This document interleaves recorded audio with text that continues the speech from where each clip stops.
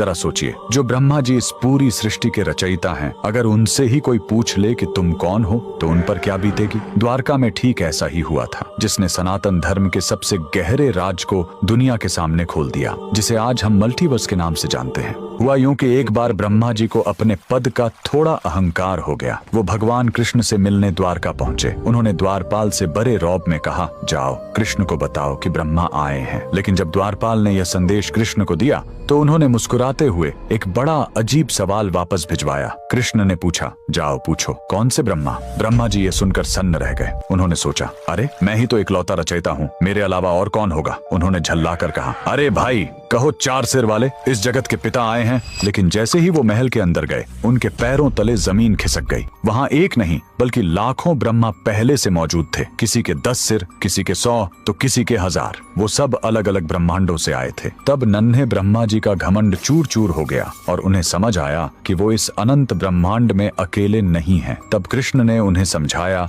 कि यह सब कैसे चलता है। उन्होंने बताया कि विष्णु एक ही हैं, लेकिन वो 3 रूपों में काम करते हैं। सबसे पहले महाविष्णु, जो अनंत सागर में लेटे हैं। जब वो सांस छोड़ते हैं तो बिग बैंग जैसा विस्फोट होता है और उनके शरीर से अरबों बुलबुले निकलते हैं। यही हमारे अनगिनत ब्रह्मांड हैं। फिर आते हैं गर्भोदक्षाई विष्णु, जो उन अरबों ब्रह्मांडों में से हर एक ब्रह्मांड के अंदर जाते हैं और वहां ब्रह्मा जी को बनाते हैं। और तीसरा रूप सबसे गहरा है क्षीरोदक्षाई विष्णु, जो इतने सूक्ष्म हैं कि दुनिया के हर एक कण, एटम और हमारे हृदय में परमात्मा बनकर बसते हैं। यानी भगवान आसमान में भी हैं और हमारे अंदर भी। अगर सनातन का यह विज्ञान आपको अच्छा लगा तो कमेंट में लिखें, जय श्री हरि।